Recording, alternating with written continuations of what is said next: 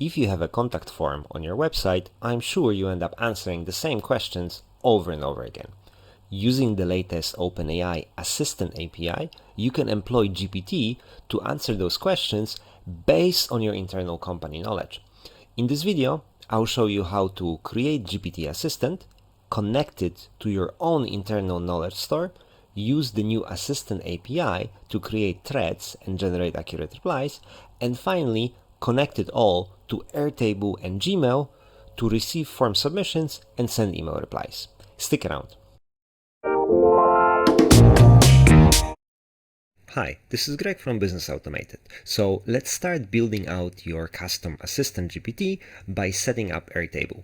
Here you will see that I have a table that contains a couple of basic fields that we would like to have on our submission form, like for example the email, company name, type of inquiry, question, and so on. I'm using the basic Airtable form generator to create a basic form. You can see that's a couple of simple fields selected over here, and that form you can embed on your website. So for example, here on my website, I'm using Airtable for customer submissions. Now, going back here we have the questions that we would like to have on our form. Now, the next part of this Airtable is FAQ.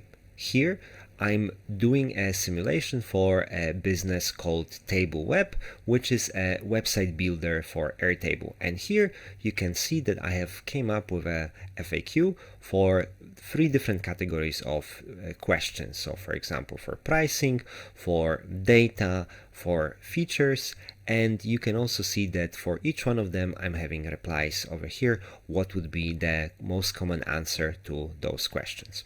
The next table over here is called response types. These are the type of responses that I would like to use to reply to the emails, and here you can see some of them are having a little bit more details in terms of the prompt that we'll be passing to GPT. Alright, so let's go back over here and let's open the first submission. This is the submissions which we have already opened, so let's move on to the next one. And here you will see that the customer is asking us about whether we have a free tier. And as you will see in our FAQ, we do have 21-day free trial on the service, and we have some additional information and conditions about that free trial. So right now what we will do, we will select a response, explain a free trial. So here in this response, we just add a little bit more information to point out that here we want to specify the duration of the free trial and other conditions. And the next step will be here in the action button that I have created, we will press generate reply.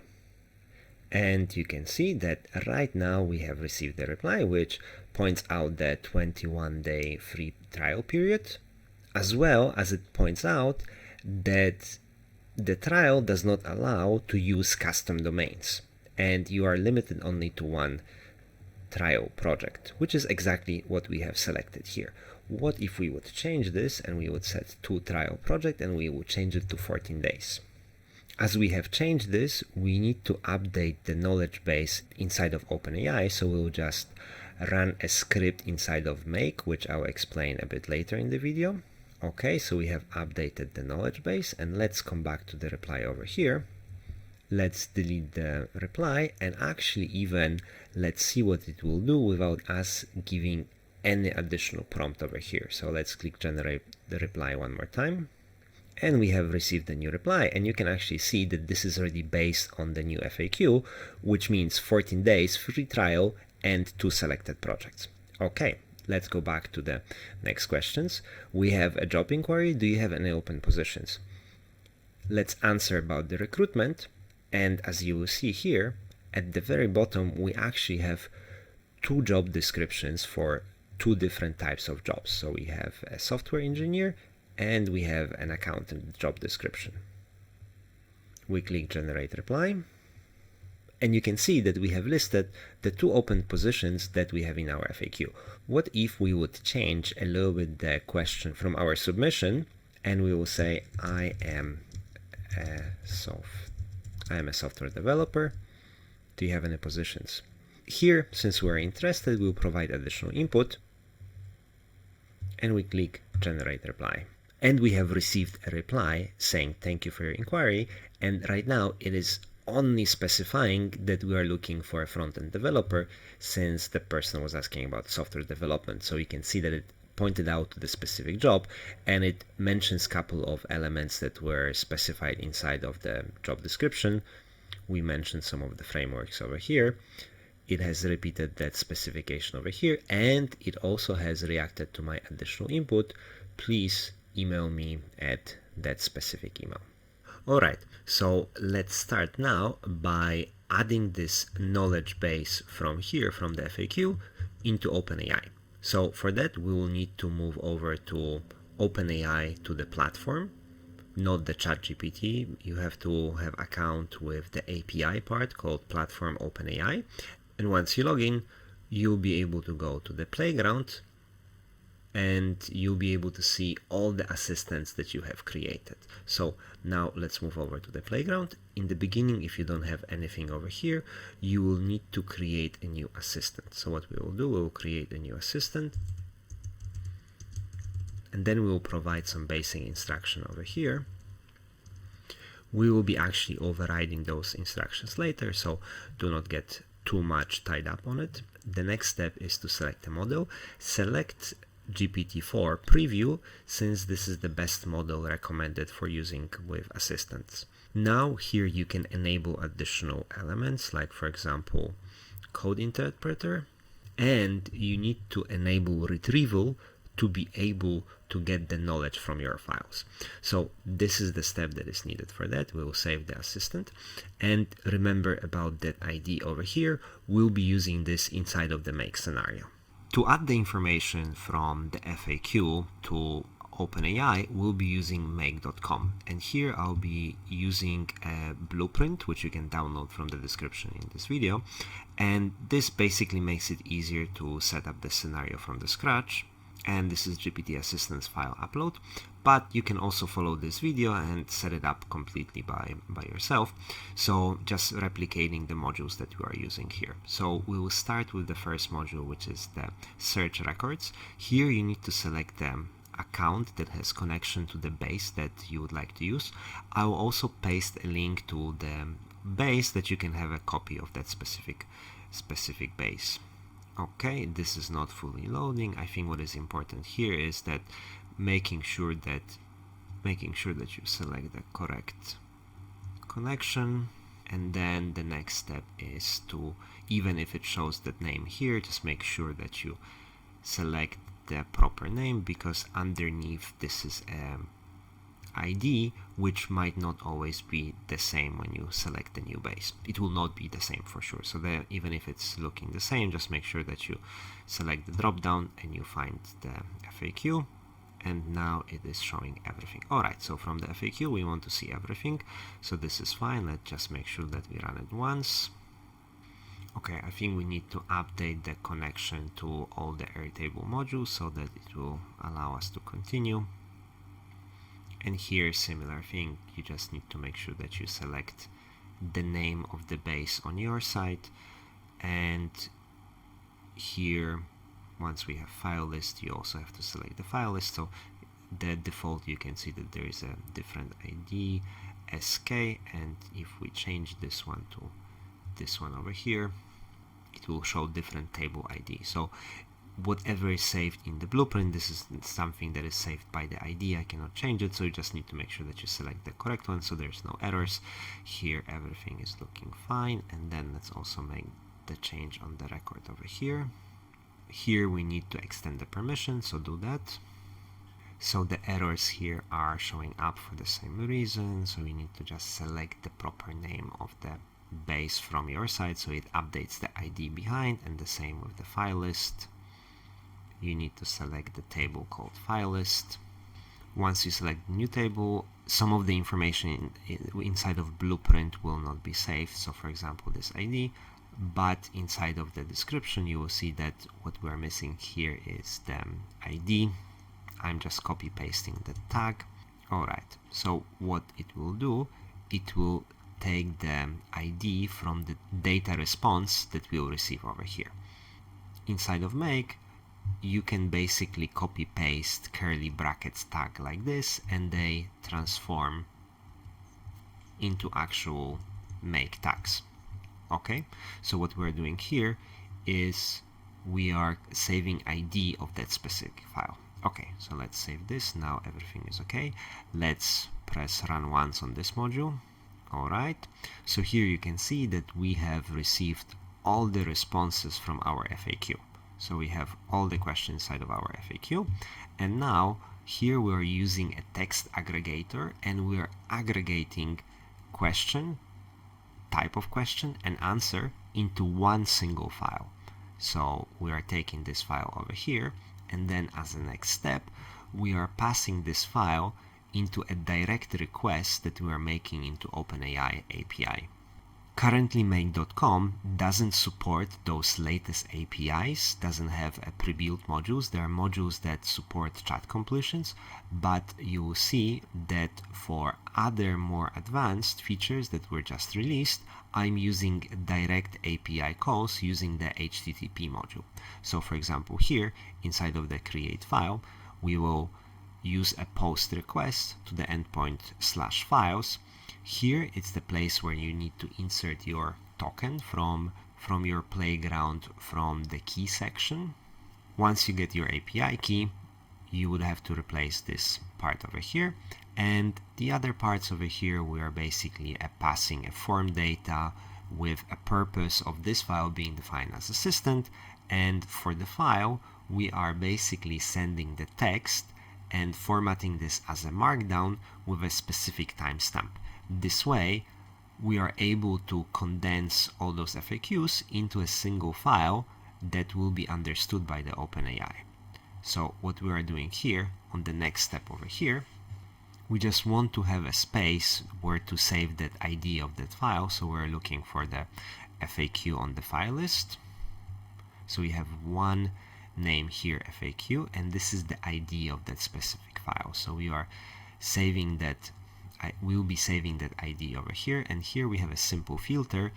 If there is already ID that was there before, we will delete that all ID. Make sure that you also update your token over here so that we don't keep multiple files, and then we will also remove it from the assistant. So here this is a call that is being made to the assistant. So for example, here you need to insert the key of that specific assistant. So you will see that once we have created the new assistant, over here you have the ID of assistant. So what you would need to do is replace this part with your specific assistant, and then add your API key over here. And here you can see that there are some specific headers that are being added, which are called OpenAI Beta and a version of Assistant. This is still a beta version, so this is something this is evolving and it's work in progress from OpenAI. Okay, and then the next part over here, once we receive that new file, we have deleted the old one. Here we are updating this inside of our Airtable record here. All right, and once we have updated this, finally the last step is we are updating our assistant with that specific file. So put your token over here, and then you can see that there is a request over here, and then here we're actually grabbing that ID from that step, ID of that file. Here there's nothing that you have to change, and we're assigning that specific file to that assistant. Okay, let's run it once, and you will see that the output here is a long markdown file that has been created. And right now here we have deleted the old file because we had a associated old file here, and then we have also updated the record and successfully associated this file to new assistant. So once you go back to the assistant, let me refresh, and you can see that there is a file that is being associated to that specific assistant over here. You can also see those files inside of the file directory over here. This means that this assistant right now has access to the file, and that file contains all the information that came from the FAQ over here. So anytime you would like to update the knowledge, update the file, we are basically deleting the old file, creating a new file. You could either run this on schedule, or you could run it one time whenever you are updating your knowledge base. Okay, how do we now trigger that assistant to work based on the action that we have specified over here? So for that, we will start with the automation that we have added over here, and you will see that I'm using this single select field as an action button, and it has a state which is called generate reply, and then it has a confirmation state, reply ready, and then it has another state called send email and email sent. I'm using over here an automation inside of Airtable, and that automation is based on a trigger. You will see that the trigger is following. When the record matches conditions, here you need to select what table you want to do. In this case, we are doing the website inquiries, and the condition will be when the action button, action single select field, has any of the states that we would like this automation to trigger. So basically anytime there is a generate reply, and then anytime there is a send email pressed. Okay, and then as the next step, here inside of the code editor, once you click over here, we have script. What we have here is a basic script which you can also copy from the link in the description below, but the only thing that this script does is basically make a fetch request to an endpoint. So the only thing you would need to do is update this endpoint to the endpoint for your specific scenario inside of make.com. Here on the left hand side, you need to remember that as an input, we are taking, as a part of the input, we are taking the record ID. Once you click over here, you see the record ID of the row that has triggered this specific automation. So this way you will know that you need to execute some action, in this case reply, on the record with this ID. So let's now create the second part of the scenario, and let's recreate the webhook URL.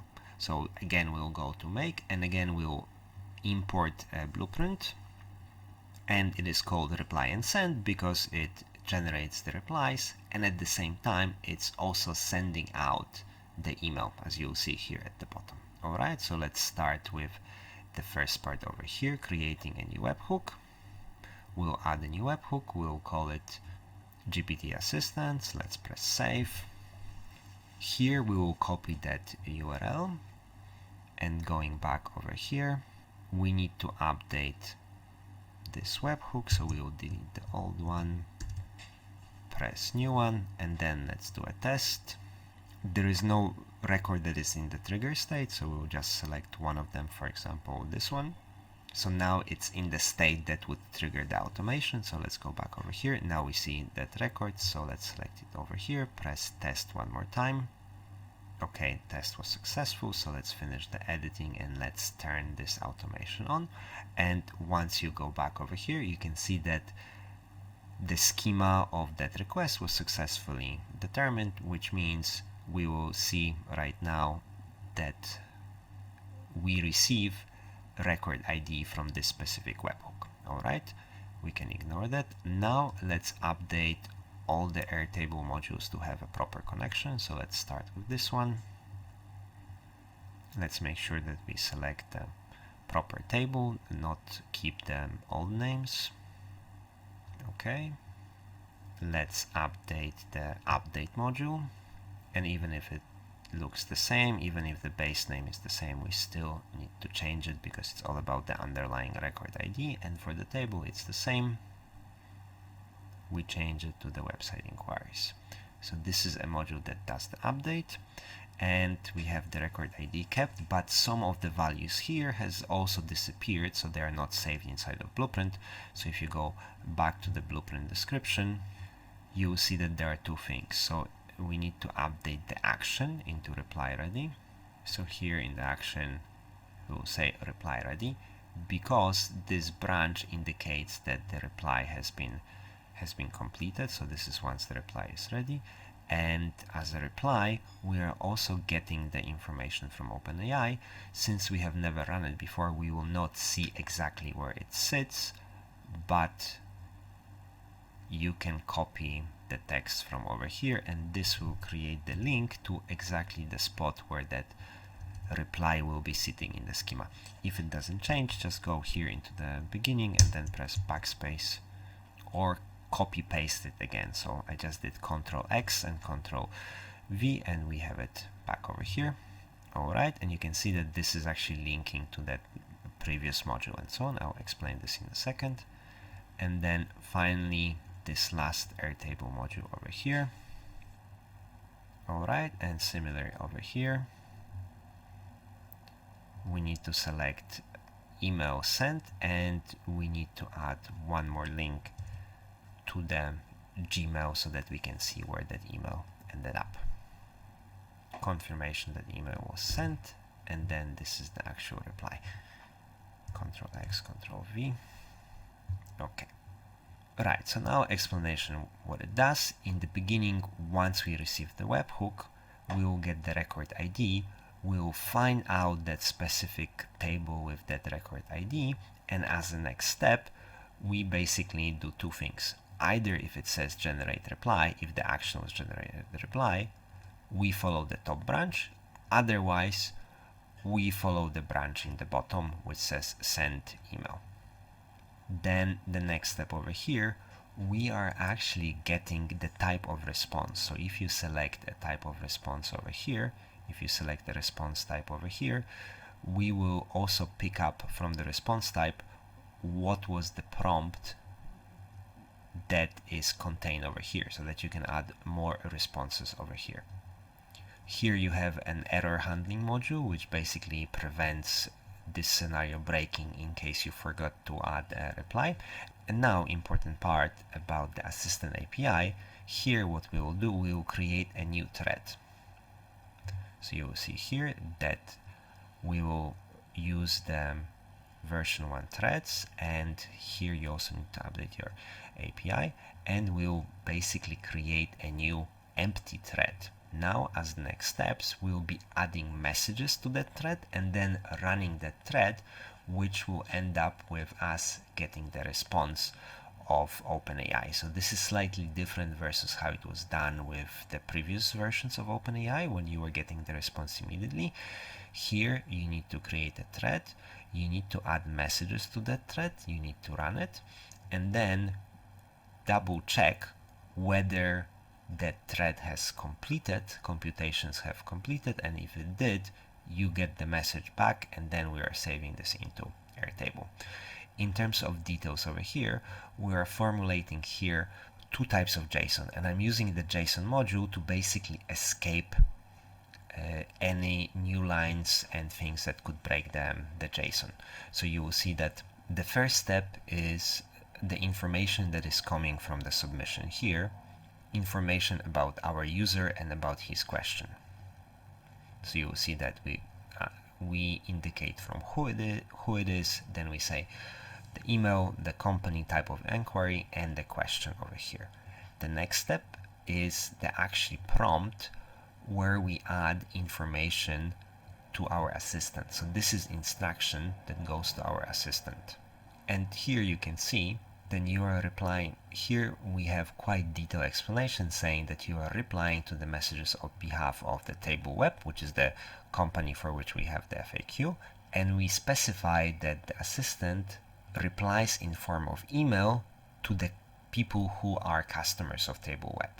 And here we are also specifying that you are replying only based on the knowledge included in the files. OpenAI Assistant knows that it has files. We also specify that if you cannot find any relevant facts in the files, you need to answer that you do not have this information at the moment and you will respond later. So this is the way how we are reducing hallucinations. It doesn't take it completely, but it reduces the amount of hallucinations.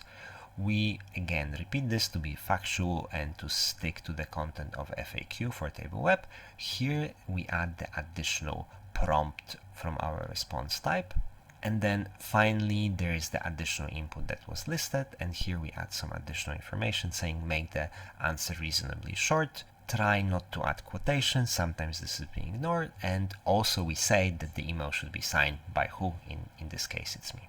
Okay. Alright, so I have updated the naming here for those two JSONs that we create. So it's a user message and it's assistant instruction. So the user message we are adding first inside of the thread. So inside of the thread, there's a specific endpoint for that. We will be adding a role user, and then here, this is the escaped content of that user message. So we are adding this as if our user would be talking directly to the assistant. So this is what we do with the thread. And then in this version of OpenAI, you need to run a thread. So here you will see we are having the threads. We are running the thread that we have created in this scenario. And you can see here at the very bottom, we have additional JSON content that here, this is the name of the assistant. So let's copy the name of the assistant over here. We are running a specific assistant on the thread that we have created. And here additionally we are adding our assistant instruction, which is, by the way, according to the documentation, overriding that instruction over here. So this way we're giving the input how the assistant should reply directly to our user. Okay. By the way, in all the modules I'm using parse response, so that you can see what is the data that comes back from those modules. And now a new thing with this version of assistants, this beta assistants, is that you're not getting the response immediately here. You need to check the run. So you need to go back to a thread and you need to check whether that run has completed or not. So this is why we are actually having a sort of a loop function over here. So this is like a functioning as a loop.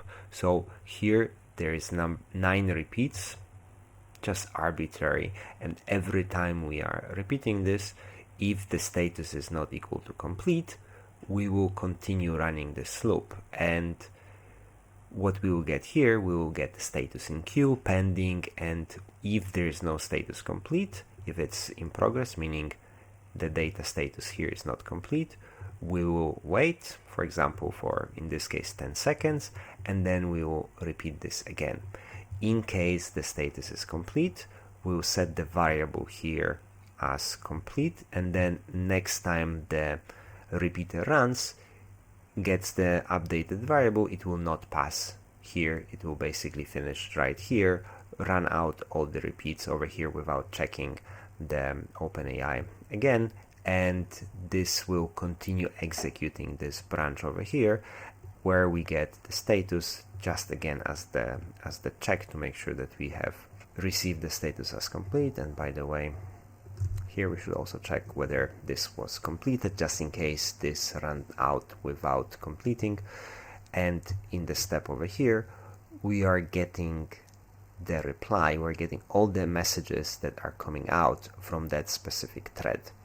So you can see we're doing a GET request to that endpoint. We are always adding here a header OpenAI beta assistant, and once we receive this information, we will get this nested object from which we are saving from the data over here, from the array content, we are saving the value of the text. I'll show you this to you in a second. Okay, so let's save it and let's actually, oh, we have an error that the Google connection does not exist. Oh, we need to add one more element.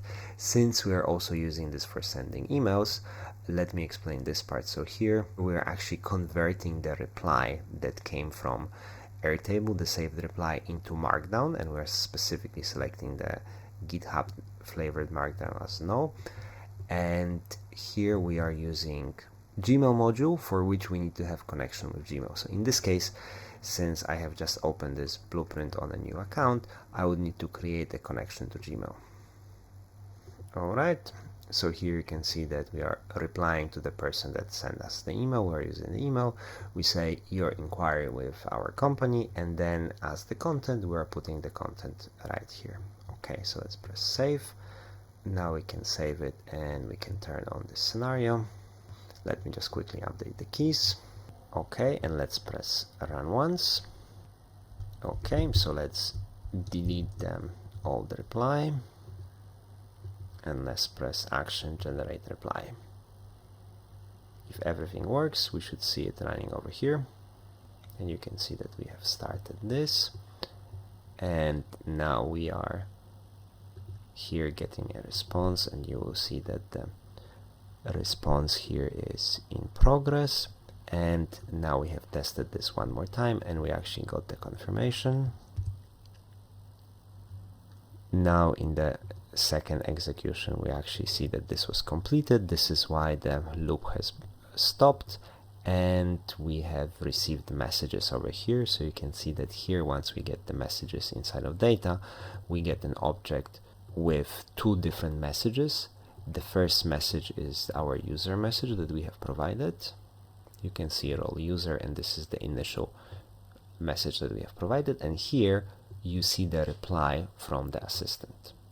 Since we have run this already now, we would be able to see actually the details of that specific value. So you will see that the module number 33, you have data over here, and then from the content over here, it actually suggests you what's inside. From the content, we would like to have text and we would like to value. So this way, now you would be able to see that, but when you are setting up the scenario, this would not be visible because you have not run this one yet. So the module doesn't know the schema of data, but you can support yourself with the pages over here and basically copy that value directly here into the scenario.